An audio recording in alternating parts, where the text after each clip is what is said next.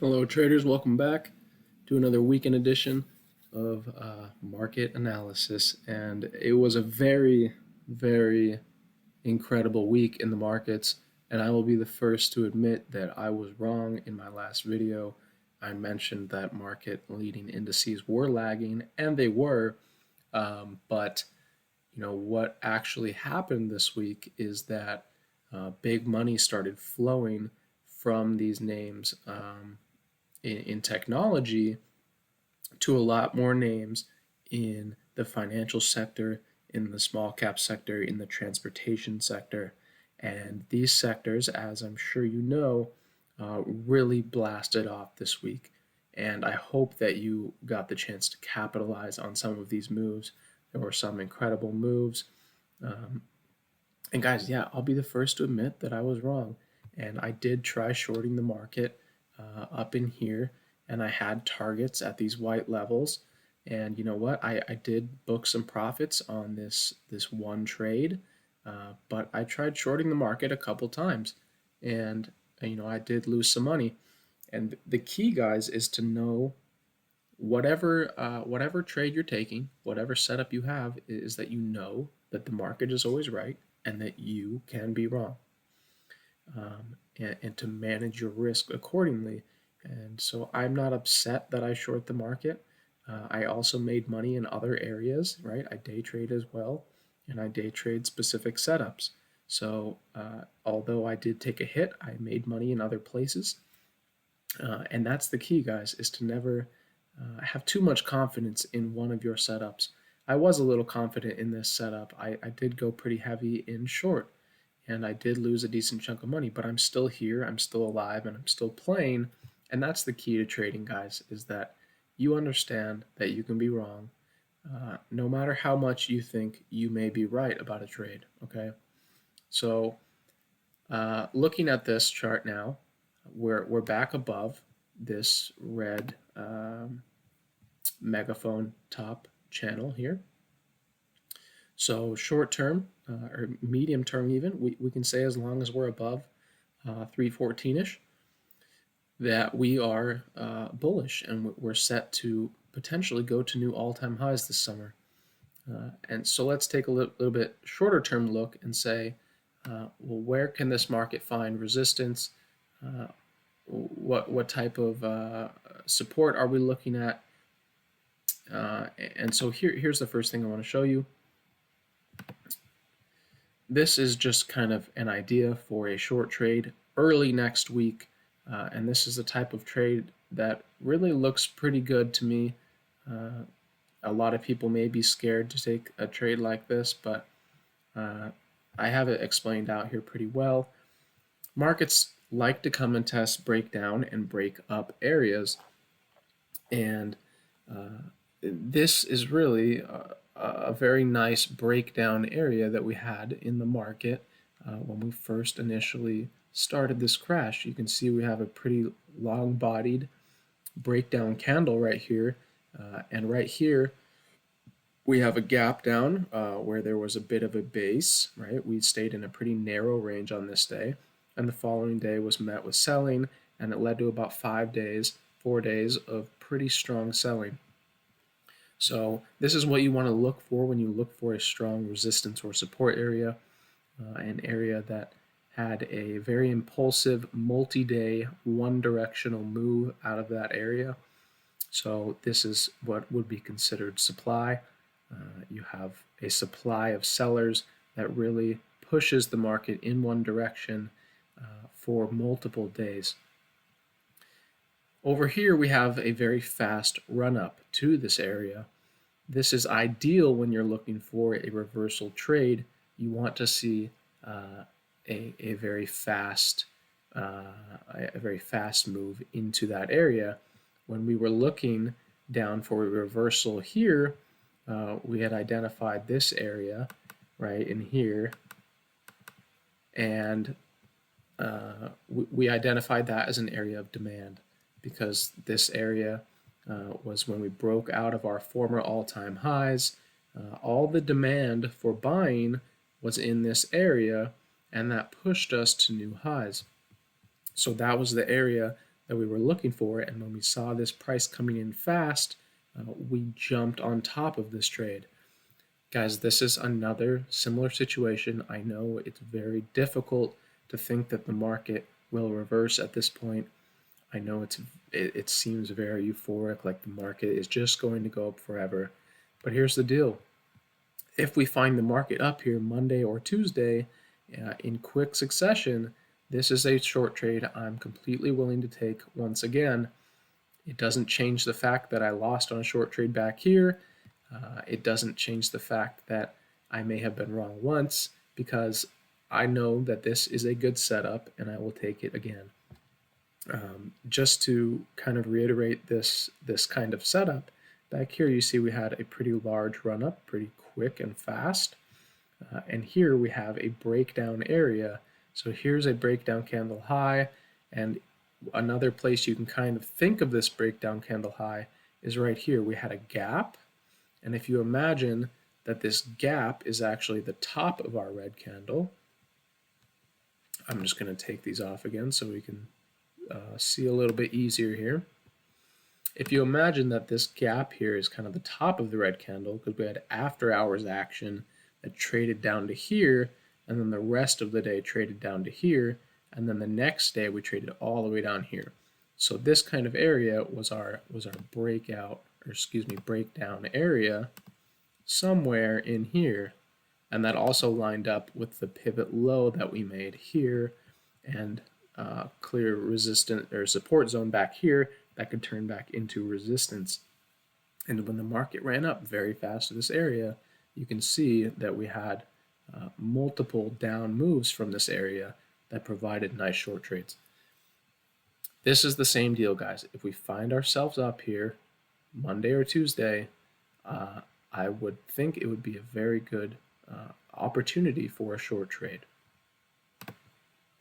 Now, early next week, if we find ourselves opening Monday above this 318 area, this was our pivot from this candle here, that should be support and run us up to that breakdown candle area. So this is the area I would look to be buying early next week if we are found above that, coming into that area. And this is the area that I would be looking to get short, okay? Again, you have to have your own trading setup and trading plan if you're going to try and trade based off these levels and setups.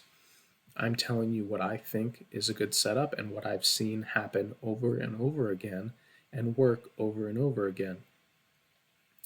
These kinds of setups, 80% of the time, they're going to work out for a win. And so that's why I'm sharing these with you, okay? Long term, guys, as long as we're holding 314 area on this short-term basis, we can come up here, pull back somewhere in here, maybe even a little bit higher, and we can continue up. So I'm not saying that this is going to be a huge long-term top. I'm not saying that it isn't. It totally could be.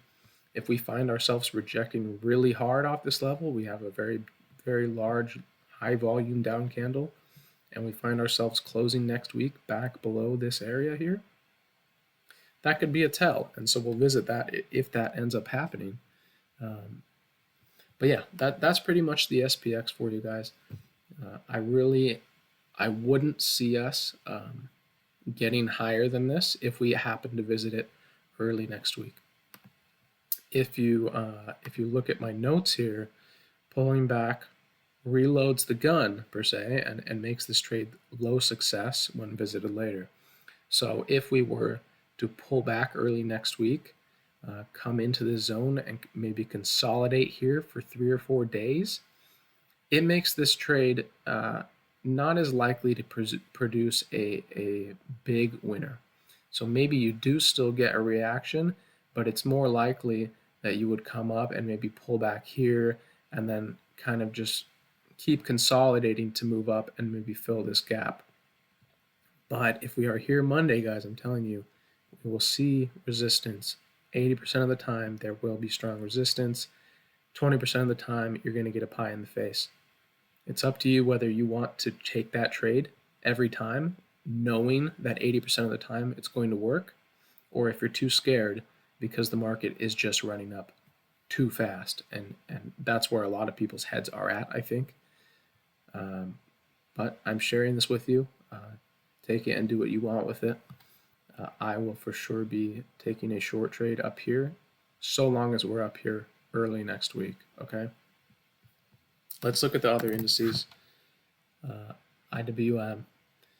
We have pretty much the same story on a lot of these indices right now, other than tech. Tech is still looking different, but guys, this is bullish. This is bullish, okay, for the long term right now. What we've done is we've come up here and we've had a pretty garden variety rejection. It's nothing crazy. It's nothing strong. That doesn't mean it can't lead to something more. And that's again something you have to be analyzing the market every day.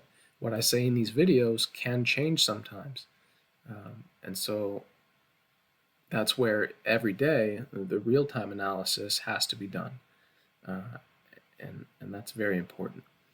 But essentially, guys, we had a range. It's pretty clear. This is a macro picture. I'm keeping it really simple for you guys on all these. We've re-entered this range.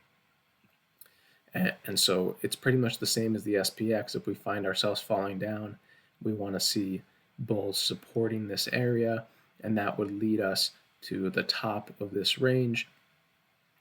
It's very possible that we kind of have that pullback after we have had this down candle. We'll have to see. But the market does have a lot of momentum, so I wouldn't be too surprised either way. Really wouldn't be surprised, but the IWM, the DJT, the XLF, they're actually all leading to the upside. They're stronger than the S&P, and that's a bullish sign, right? Back here they were lagging, now they're playing catch up, and sometimes that's what they do. They actually are lagging. They're saying, hey, like something might be wrong here, but when you see them start to catch up, that's when you need to be more aware that the market is turning more bullish and risk is being put on into these leading sectors. XLF, you're going to get the same look. Here's the financials. Same look, right? We have a range. It's a little bit more choppy of a range in here, but this is essentially the range. Here's the top of it. Here's the bottom. Same deal, guys. As long as we're holding about the 25 to 26 area here, we can continue higher up towards 28, 29, okay? I know it's crazy to think that this could happen, but it's bullish, right? It's bullish for what it is, guys.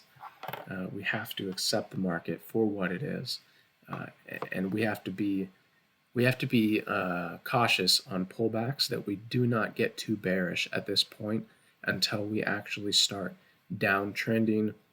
We start making lower highs and actually taking out support levels that we've now broken. So pretty much these ranges on all these indices are what we want to be watching. If they do start breaking to the downside, we can come down and maybe test this breakout area on these indices, and that would be a bit more of a bearish move. So that's the story on the XLF here. The Bjt Transportation Average, same exact deal. Incredible momentum. We have a down candle. The volume is pretty insane.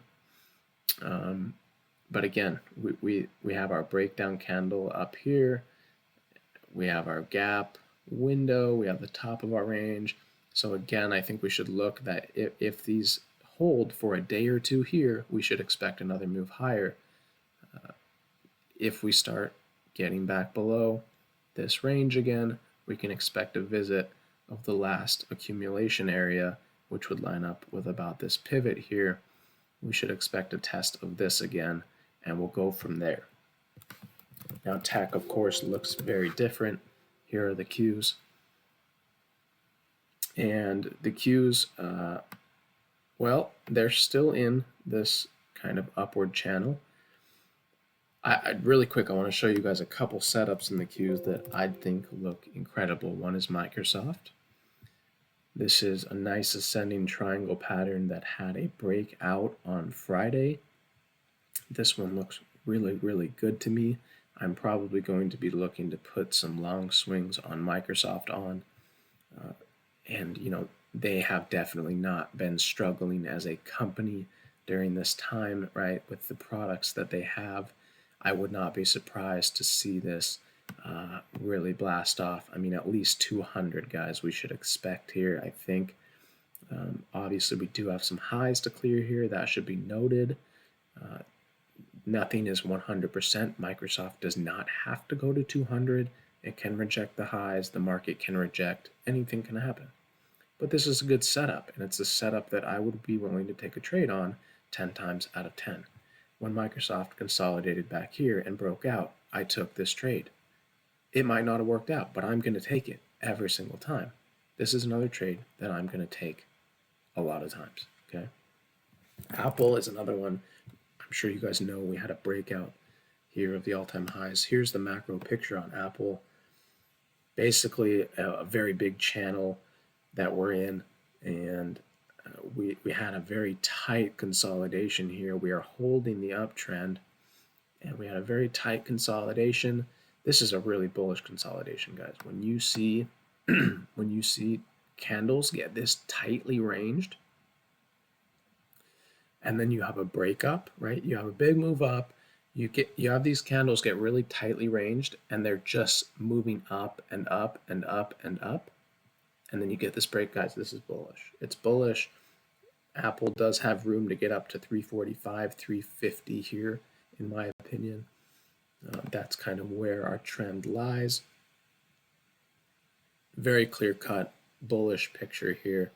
Not a super ton of room on the upside, but I think we could see a move up here to 345, 350, and then maybe we'd have to work off some of those conditions, those overbought conditions at resistance, and we'll go from there.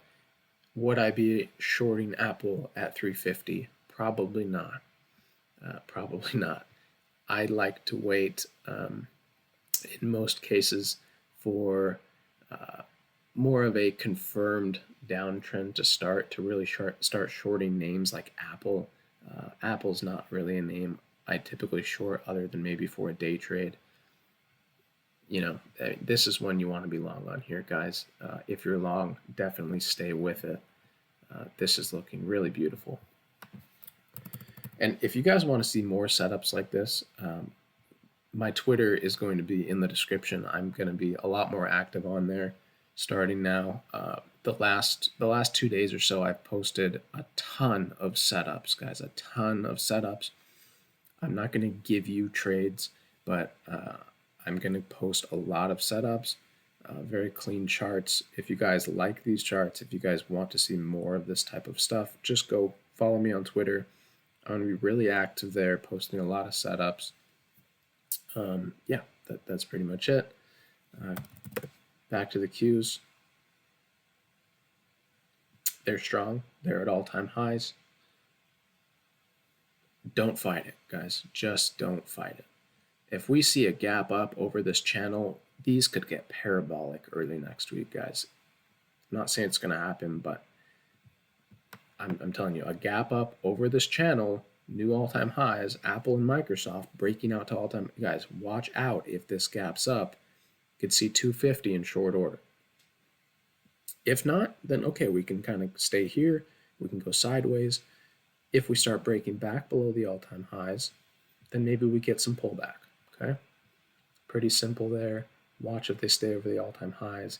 Any gap up could get parabolic for the short term, and that's pretty much the Qs. The SMH, the semiconductors, last index here, definitely one to keep on watch. Obviously, we have this candle. We did close over the former highs. So, it looks like it could maybe use a tiny break, but I definitely want you guys to be watching AMD and Nvidia here. They're very interesting. They're in these really tight ranges. I'm just going to remove these. They're in these really tight ranges here, right? And maybe it almost looks like they might try to roll over, But at the same time, if you just look at like a weekly chart, it's really, it's a bullish pattern until this breakup candle low is taken out. So we had an up move, and this is all bullish consolidation inside of this up move, right? So as long as we're holding about 48 on a weekly basis, this is looking really good to me, guys. I mean, it's looking really, really good to me. Nvidia, you have the same kind of thing where you're essentially consolidating sideways. And if you look at this chart here, we have room on the upside on Nvidia. So this one, again, it might need more time. A lot of time, this picture is not very clear yet, so I might wait a little bit on this. But if we do find Nvidia getting over these highs, I think you can see a nice move up to 395 to 400 here, which would be a pretty ridiculous move. On the other hand, if we find Nvidia breaking down, if the market finds some pullback, I think this area here, the 4 all-time highs, will probably continue to be bought, maybe even slightly higher. But they're not super clear setups yet, but they're two to for sure keep an eye on if tech is really going to start exploding.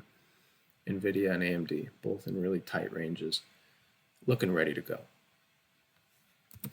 That's going to be it, guys. I hope this helped you guys out. Again, remember the short trade idea, and remember that 318 is really our bogey early next week on the downside. That should be strong support for the market to remain short-term bullish. Okay? Have a good weekend, guys. Good luck trading next week. It should be a really, really fun month with how the market is heating up here. I'll see you guys in the next one. Peace.